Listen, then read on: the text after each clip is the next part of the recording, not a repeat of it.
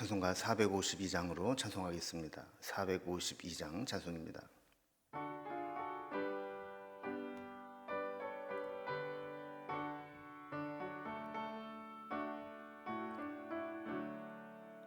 내 모든 소원 기도의 제목 예수님 닮기 원함이라. 예수님 형상 나 입기 위해 세상에 보았기 잖네. 예수님 닮기 내가 원하네. 날 구원하신 예수님을 내 마음속에 지금 고도사 주님의 형상 인치소서. 무한한 사랑 풍성한 긍휼 슬픈 자 위로 하시는 주. 길 잃은 죄인 부르는 예수 그 형상 담게 하옵소서. 예수님 닮기 내가 원하네. 날 구원하신 예수님을 내 마음속에 지금 고도사 주님의 형상 인치소서. 겸손한 예수 거룩한 주님 원수의 멸시 참으시사 우리를 위해 고난을 받은 구주를 닮게 하옵소서. 예수님 닮기 내가 원하네. 날 구원하신 예수님을 내 마음속에 지금 고도사 주님의 형상 인치소서. 아멘. 오늘 함께 나눌 하나님 말씀은 신약성경 마가복음 9장 38절에서 50절까지 말씀입니다. 마가복음 9장 38절에서 50절까지 말씀을 제가 봉독하겠습니다. 요한이 예수께 여짜오되 선생님, 우리를 따르지 않는 어떤 자가 주의 이름으로 귀신을 내쫓는 것을 우리가 보고 우리를 따르지 아니하므로 금하였나이다. 예수께서 이르시되 금하지 말라. 내 이름을 의탁하여 능한 일을 행하고 즉시로 나를 비방할 자가 없느니라. 우리를 반대하지 않는 자는 우리를 위하는 자니라. 누구든지 너희가 그리스도에게 속한 자라 하여 물 한 그릇이라도 주면 내가 진실로 너희에게 이르노니 그가 결코 상을 잃지 않으리라. 또 누구든지 나를 믿는 이 작은 자들 중 하나라도 실족하게 하면 차라리 연자 맷돌이 그 목에 매어 바다에 던져지는 것이 나으니라. 만일 네 손이 너를 범죄하게 하거든 찍어버리라. 장애인으로 영생에 들어가는 것이 두 손을 가지고 지옥 곧 꺼지지 않는 불에 들어가는 것보다 나으니라. 만일 네 발이 너를 범죄하게 하거든 찍어버리라. 다리 저는 자로 영생에 들어가는 것이 두 발을 가지고 지옥에 던져지는 것보다 나으니라. 만일 네 눈이 너를 범죄하게 하거든 빼버리라. 한 눈으로 하나님의 나라에 들어가는 것이 두 눈을 가지고 지옥에 던져지는 것보다 나으니라. 거기에서는 구더기도 죽지 않고 불도 꺼지지 아니하느니라. 사람마다 불로서 소금치듯 함을 받으리라. 소금은 좋은 것이로되 만일 소금이 그 맛을 잃으면 무엇으로 이를 짜게 하리요. 너희 속에 소금을 두고 서로 화목하라 하시니라. 아멘. 우리가 흔히 하는 말 중에 팔은 안으로 굽는다 이런 것처럼 가까운 사람들끼리 서로 위해 주는 마음이 있고, 또 같은 집단의 형성이 되게 되면 어느 집단이든지 저들의 이익을 지키고 싶어하는 마음들이 생기게 됩니다. 자신들만의 특권으로 여기던 것들을 누군가가 가지려고 하면 심한 거부감을 느끼게 되는 거죠. 근데 제자들도 마찬가지였던 것 같습니다. 특히 이 열두 사도는 나름대로 자기네들은 예수님을 따르기 위해서 뭐 그물도 버리고 배도 버리고 집도 버리고 이렇게 특별한 헌신을 한 것 같은 자부심을 가지고 있습니다. 그런데 그들이 행하는 능력과 권능을 다른 사람이 행한다라고 할 때 그것을 용납하기가 어려웠던 겁니다. 그래서 그들 중에 속하지 않은 자가 주의 이름으로 귀신을 내쫓는 것을 보고 못하게 금했습니다. 이렇게 보고를 하는 것을 보게 되죠. 그리고 주님께서 좀 정리해 주시기를 바라는 것은 이 귀신을 쫓는 권능은 이 열두 사도들만 하고 다른 사람은 못한다. 뭐 이렇게 해주기를 원했던 것 같습니다. 근데 주님의 반응은 이런 제자들의 기대와는 완전히 달랐습니다. 주님의 나라를 이루어가는 제자들은 포용과 용납, 존중과 사랑, 화해와 평화를 추구해야 된다라고 가르쳐 주신 것이죠. 그래서 예수님을 반대하는 자가 아니라면 다 우리를 위한 자다. 그러면서 작은 자 하나에게라도 선을 행하고 실족하게 해서는 안 된다라는 말씀을 통해서 서로 화합하게 하셨습니다.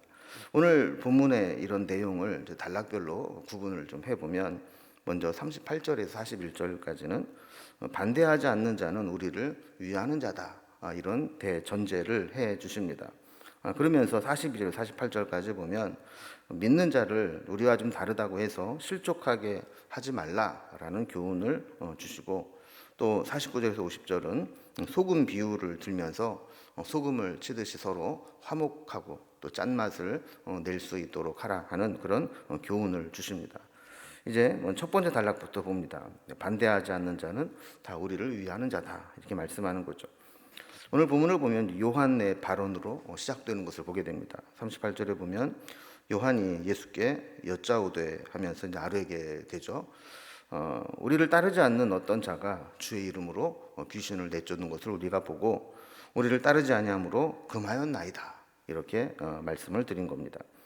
여기서 우리는 예수님과 예수님을 따르는 예수 공동체, 제자 공동체를 말하는 것이죠. 자, 이들은 이제 6장 7절에서 우리가 이미 살펴본 것처럼 예수님께서 12제자를 부르시고 둘씩 이렇게 짝을 지어서 보내면서 더러운 귀신을 제어하는 권능을 주셨다라는 말씀을 받았습니다. 실제로 그들이 나가서 복음을 전하고 또 귀신 들린 자를 쫓아내는 그런 일들을 행하게 되었죠. 그런데 이런 권능을 부여받지도 않은 제자 공동체 밖에 있었던 이 사람들이 예수님의 이름을 빌어서 귀신을 쫓아내고 다니는 자가 있었던 겁니다. 그래서 제자들의 기대는 예수님께서 귀신 쫓아내는 이런 권능은 12명의 이 사도들에게만 주신 것으로 한정을 짓고 말하자면 이제 귀신 쫓아내는 이 권능을 라이센스처럼 12명에게만 주고 다른 사람들은 주지 못하도록 해주기를 선을 그어주시기를 원했던 겁니다. 그런데 예수님의 답변은 그들의 기대와는 달랐습니다. 39절 말씀 보면 그들을 금하지 말라고 하시면서 내 이름으로 귀신을 쫓아냈다면 내 이름으로 그 일을 행하고 나서 즉시로 나를 비방하지는 않을 거 아니냐. 나를 비방하지 않는다는 얘기는 나에게 우호적인 의미를 가지고 있고 우리를 크게 보면 위하는 자들이다 이러는 겁니다. 그리고 40절에 보면 우리를 반대하지 않는 자는 우리를 위하는 자다 이렇게 정리를 해 주셨죠. 그러니까 제자들은 자신들의 어떤 특별한 헌신과 또 특별한 주님을 향한 따르는 것들이 특별한 혜택과 특별한 특권으로 보상되기를 원했습니다. 근데 예수님은 지금 예루살렘 향해 가고 계십니다. 이 말은 예수님은 곧 십자가를 지시기 위해서 십자가를 향해 달려가고 있다라는 것을 의미하는 것이죠. 그런데 이 제자들은 예수님의 어떤 십자가의 구속의 은혜로 온 인류를 구원하고자 하는 그런 마음은 온데간데 없고 오직 이 자신들의 특권을 보장받고 싶은 이기적인 마음에 가득 차 있었던 겁니다. 그래서 자기들의 특권과 지위에 위협을 당할까봐 이 특권 의식과 이 폐쇄성을 동반하는 장벽을 치고 싶어 했던 거죠. 십자가를 향해 달려가시는 예수님에게는 12명의 제자 공동체가 그런 폐쇄성을 가진 그런 특권 의식에 머물러 있기보다는 개방성을 가지고 포용과 용납 이런 것 사랑으로 하나님 나라를 확장시켜 나가는 동역자가 더 필요했던 겁니다. 그래서 41절에 보면 누구든지 그리스도에게 속한 자에게 물 한 그릇이라도 주면 결코 그 상을 잃지 않을 것이다. 이렇게 말씀합니다. 그가 나는 그리스도에게 속한 자입니다. 라고 고백을 하면 예수 공동체의 일원으로 인정을 해주고 그에게 물 한 그릇이라도 대접하듯이 선대해 주라는 것이죠. 십자가와 복음을 위해서는 작은 차이 때문에 이 소모적인 논쟁을 하고 편가르기를 하면서 에너지를 허비해서는 안 되는 것이죠. 우리가 크게 복음을 위해서, 하나님의 나라를 위해서, 한 영혼을 구원하기 위해서는 그런 사소한 작은 것들 차이를 극복하고 서로 사랑하고 포용하는 것이 필요하다라는 가르침을 주시는 겁니다. 그러면서 두 번째 단락을 보면 이 믿는 자를 실족하게 하지 말아라 그럽니다. 이 제자들의 이런 폐쇄적 이기주의는 하나님 나라 확장에 방해가 됩니다. 우리끼리만 해보자라고 하는 끼리 문화는 배타와 차별 그리고 분열과 다툼을 만들어냅니다. 주님을 사랑하지만 너무 폐쇄적인 사고로 접근을 하면 그것이 오히려 하나님의 뜻을 해치게 되고 독이 되는 결과를 가져오게 되는 거죠. 42절에 보면 나를 믿는 이 작은 자들 중 하나라도 실족하게 하면 차라리 연자 맷돌이 그 목에 매어 바다에 던져지는 것보다 낫다 그랬습니다. 자, 그럼 이제 41절에서 그리스도에 속한 자에게 이 물 한 그릇 대접해도 그 상을 잃지 않을 것이다. 이게 긍정적인 이 상의 규정으로 이야기했다면 42절에서는 그들 중에 작은 자 하나에게 실족하게 하면 벌을 받는데 심판에 준하는 벌을 받게 된다라는 겁니다. 연자 맷돌은 이제 그 짐승들이 끌고 가는 맷돌이거든요. 그러니까 큰 돌이죠. 어마어마하게 큰 돌인데 그 돌을 목에 메고 바다에 던지면 살아서 나올 사람이 없는 겁니다. 그러면서 매우 단호하게 말씀합니다. 제자들이 예수 공동체의 기득권자가 될 수 있는데 뒤늦게 제자가 되겠다고 합류한 자들을 실족하게 해서 하나님 나라가 방해를 받고 또 그들이 믿음에서 떠나게 하면 안 된다라고 하는 것을 이렇게 경고하며 강조한 것이죠. 그래서 43절부터 보면 또 다른 예를 들어서 이런 교훈을 주십니다. 만일 내 손이 너로 범죄하게 하거든 찍어버리라. 장애인으로 영생에 들어가는 것이 두 손을 가지고 지옥 곧 꺼지지 않는 불에 들어가는 것보다 나으니라 그랬습니다. 여러분 이 말씀들은 이제 문자적으로 적용하면 무리가 생기는 본문입니다. 이 교훈하고자 하는 의미를 과장법적으로 강조한다고 보아야지 문자적으로 해석해서 내가 손이 범죄했으니까 찍어버려라. 그러면 손이 멀쩡한 사람이 어디 있겠습니까? 또 45절에서도 마찬가지입니다. 발이 범죄하게 하거든 찍어버리라 그랬습니다. 다리 저는 자로 영생에 들어가는 것이 두 발을 가지고 지옥에 던져지는 것보다 낫다 그랬습니다. 47절도 마찬가지죠. 만일 내 눈이 너를 범죄하게 하거든 빼버리라. 한 눈으로 하나님의 나라에 들어가는 것이 두 눈을 가지고 지옥에 던져지는 것보다 나으니라 그랬습니다. 그러니까 모든 지체를 온전하게 가지고 지옥에 던져져서 사는 것보다는 신체 일부를 잘라내는 듯한 그런 그 고통을 감수하는 한이 있더라도 실족하지 않게 하고 죄짓지 않는 것이 더 중요하다라는 것입니다. 왜냐하면 작은 자를 실족하게 하고 죄를 지어 지옥에 가는 것보다는 생명이 중요하고 영생이 중요하니 하나를 잘라내는 아픔이 있더라도 그렇게 해서 죄를 짓지 않을 수 있다면 그렇게 해서 지옥에 가지 않는 게 낫다라는 겁니다. 48절에 보면 이제 지옥의 이 고통, 이 심각성을 이야기합니다. 거기에는 구더기도 죽지 않고 불도 꺼지지 아니하느니라 그랬습니다. 지옥의 고통 중에 가장 큰 고통은 끝이 없다는 겁니다. 죽고 싶어도 죽지 못하고 그리고 이 고통이 언제 끝난다는 기대를 품을 수도 없습니다. 영원히 고통이 끊어지지 않는 죽지도 못하는 곳이 지옥이라는 것이죠. 그래서 주님은 특권 의식과 이런 경쟁 의식으로 차별화 시키다 보면 반드시 실족하는 사람들이 생기게 되고 이런 것들이 복음과 하나님 나라의 걸림돌이 됨을 알고 계셨습니다. 우리도 이런 폐쇄적 사고를 어떤 희생과 대가를 지불하더라도 제거하고자 하는 결단이 있어야 되죠. 그래서 우리에게 가장 중요한 것은 복음이고 하나님의 나라가 온전히 세워지는 것이다라고 하는 분명한 목적의식을 잃어버려서는 안 될 것입니다. 자, 그러면서 세 번째 단락을 보면 뭐 단지 실족하지 마라 정도가 아니라 소금 비유를 통해서 소금이 녹아져서 간이 배고 짠맛을 내듯이 서로 화목해라, 이런 교훈을 주십니다. 주님의 제자 공동체에게 가장 중요한 것은 화목입니다. 만약 이 화목이 깨져버리고 누군가를 시기하거나 반목하거나 미워하거나 분열과 다툼으로 이어지게 된다면 그것은 스스로를 자멸하게 만드는 것들이 됩니다. 49절에 보면 사람마다 불로서 소금치듯함을 받으리라 그랬는데, 이 말씀을 이제 공동 번역에 보면 이렇게 번역을 해놨습니다.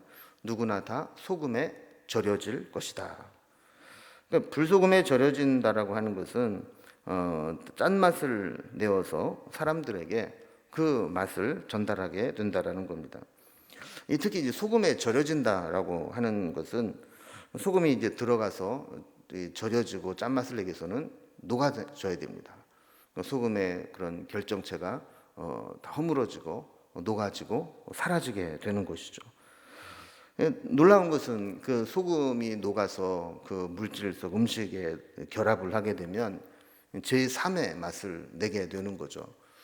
그 재료의 본 맛도 있고 소금의 짠맛도 있는데 그것이 결합이 되면서 원 음식의 맛을 더 내게 되는 그런 역할을 하게 되는 겁니다.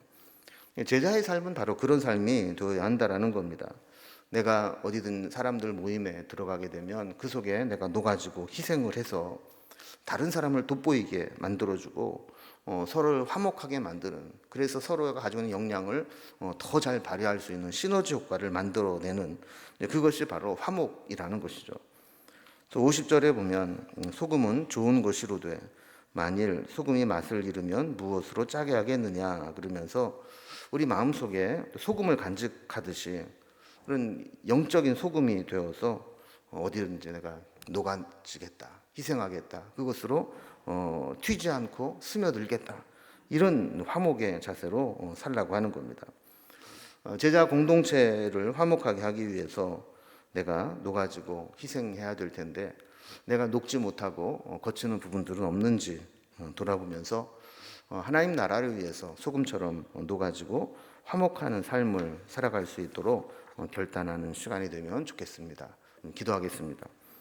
하나님 아버지, 우리에게는 누구나 특권의식과 또 내가 가진 것을 지키기 위한 폐쇄성, 이런 것들을 가지고 살아갈 때가 많습니다.